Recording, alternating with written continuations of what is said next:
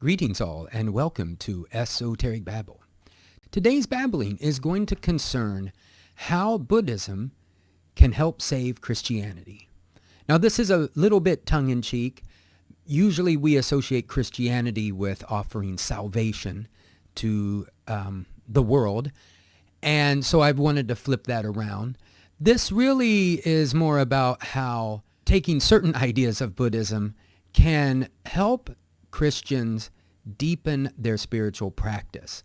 And actually, I believe, bring it into conformity with the way Jesus and the writers of the New Testament had envisioned how you could live that life. So one thing I'd like to address up front, one idea is, why take some ideas of Buddhism? Why not take all the ideas of Buddhism? And, why would we cherry pick? And I want to suggest, or actually point out, that is what Buddhism is sort of about.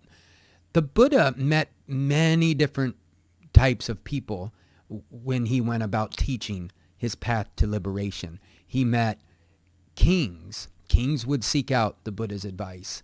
He met very wealthy people. He met other or people from other, we might say, religions, or people who came from other traditions. He met hereditary priests. He met householders, farmers. So he wouldn't have one message for everyone. He taught them in a way that made sense to where they were in their spiritual journey. So I just want to get that out of the way, that if we start taking certain ideas of Buddhism, we're not in any way disrespecting the Buddha. And of course, it's not that the Buddha didn't think that his teaching was superior. He did, but he didn't think that everyone could grasp it in its entirety as they were, or as they are in their present condition. So we are certainly able to take certain ideas of Buddhism. And the nice thing about Buddhism is it should improve our lives, because the fundamental impulse of Buddhism is to eliminate suffering. So keeping that in mind, I want to start with this idea of faith. Now, in Christianity, faith really means like belief, and it very often means belief in things that we take we take on someone else's word. We might believe the Bible, or we might believe what the church tells us, or some teacher or pastor or priest. But in Buddhism, faith is just really used to get us started. It's the same as having a faith in a particular diet or health regime. You're going to have to take some sort of leap of faith to get started. But that's it. It just gets us started. You don't want to believe a diet is working for you when it's clearly not. If a diet is actually hurting you in some cases, if it's making you less healthy, then we need to be able to see that that's the case. And we don't want our beliefs to blind us to that. So that's how you want to understand faith in Buddhism. It gets us started. We have confidence in these teachings, and we start. But the idea in Buddhism is always that you have to experience these states. You have to come to this understanding firsthand. It's nothing to do with belief in that sense. And actually, the Buddha spoke out about beliefs. He spoke against beliefs. And you can see that in the first sutta of the Majjhima Nikaya.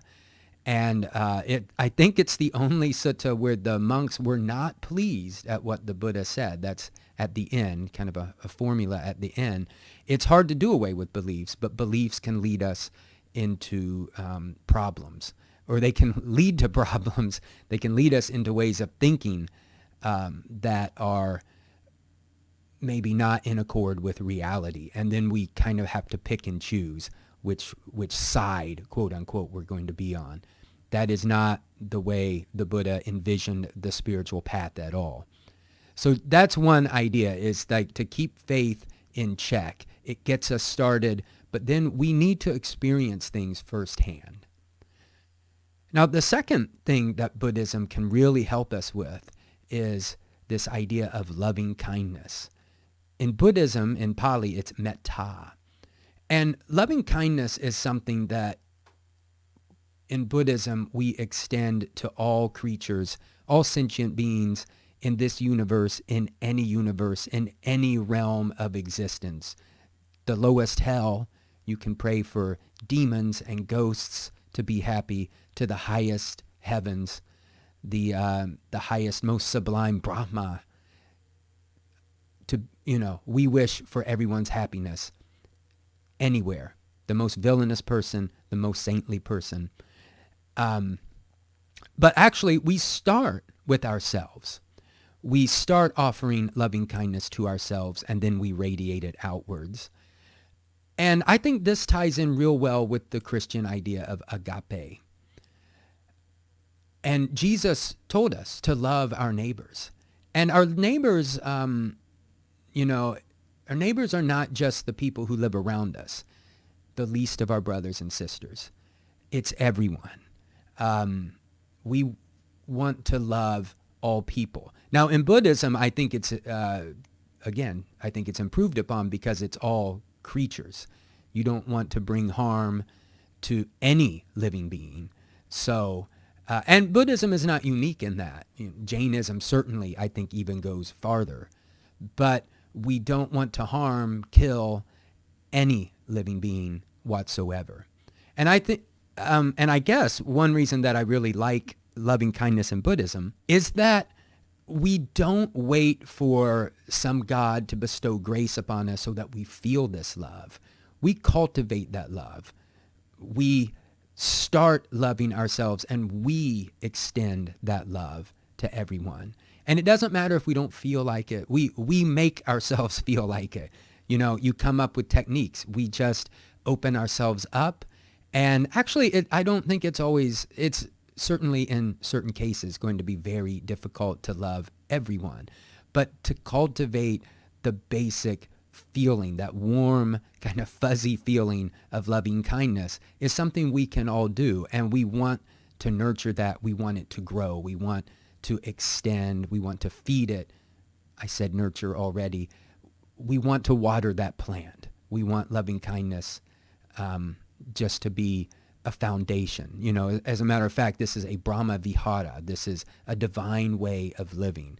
And certainly Jesus thought this too. And in 1 John, we read about love and how God is love. So taking this approach of loving kindness and cultivating it, making it a daily thing that's cultivated and extended to all, we don't have to wait upon God. Maybe God wants us to do it ourselves. So that is something that I think is very helpful, a very helpful practice of Buddhists, and something that everyone can do. You don't have to be religious to do that. I think this is a practice that we can all benefit from. Let's put it that way. Number 3 is rebirth and reincarnation. Probably anathema to most Christians. It was not anathema to Origen. And I think early Christians, and I think there were Jews who certainly believed in reincarnation. It's actually not an uncommon belief throughout the world. You could take it, I hate to say metaphorically, if you look back on your own life, if you've lived somewhat long, and maybe you don't have to live very long to find this to be true, but when I look back on my life, I certainly see some common characteristics, some core traits, but I see lots of things that have changed as well. So in one sense, rebirth happens almost from moment to moment in Buddhism. There's not this eternal soul. There's consciousness, and there's this mind-body complex. All of that is undergoing change constantly. Like I said, from one moment to the next, we're changing. And certainly, now this is a belief in Buddhism, certainly a belief for me because I don't have firsthand experience. Some people have firsthand experience. And that firsthand experience is that when this life comes to an end at the breakup of this body, our consciousness finds a new body. Now that body could be in one of the highest heavens. It could be in the depths of hell. It could be somewhere in between. It could be in another human incarnation.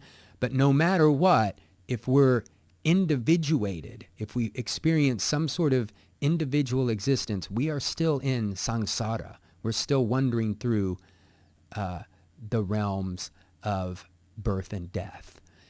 And I think rebirth helps us understand how we can all get to union with God or union with nirvana, nibbana. And one lifetime's probably not enough. And as a matter of fact, the Buddha mentioned once that we've lived so many lives in the past, and our heads have been cut off so many times in the past that we could fill an ocean with our blood that's been spilled. So we've just lived for eons in the past, and it might stretch out into the future. But at some point, we will hear the teaching, and we will start making an effort to embark upon this spiritual path that will lead us out of samsara and to union with nibbana. And I think that's something that we can, or that Christians can benefit from. You don't have to do away with the concept of hell to believe that all people are saved. You just have to do away with the concept of an eternal hell. And even as far as that goes, and this was probably, seems even crazier, an eternal heaven. And if you want to seek union, if you want to be in the presence of your personal God, you can do that. You can certainly do that. This is going to lead me to my next point, the final point, that sort of interaction, that sort of God is not the final God. This is something that mystics of all kind of faith backgrounds, or of many different traditions, have understood. And that is that the personal God, the God with attributes, is not the highest God. I heard Paul Kingsnorth, I believe, say that he left Buddhism because Buddhism does not have a God. And to be quite honest, that's a poor understanding of Buddhism. Paul Kingsnorth seems like a great guy, very nice person, very, I don't want to say anything negative about him, and I think his understanding is very common amongst Westerners. But if you start thinking about how the Buddha talked about nirvana, nibbana, and you compare that with, say, how Dionysius the Areopagite talked about God in his mystical theology, you'll see they are talking about exactly the same thing. I put that in quotes because it is beyond, what's being discussed is beyond space, time, has no cause, is beyond the categories of beyond categories of existence and non-existence, just something totally transcendent. That is something that Buddhism has, and that is the actual goal of Buddhism. I believe it's es evanto dukkasa. That alone is the end of suffering, contacting nirvana. And the whole practice of Buddhism is to get us into a state of where we can finally have that realization and have that first person experience where we can touch nirvana. So these are some of the ways I think that Buddhism can help Christians deepen their practice. Dear listener, please let me know what you think about that. I imagine some people will violently disagree with me, and I'm happy to hear. I would love to hear what you have to say, irrespective of whether you agree with me or not. Peace.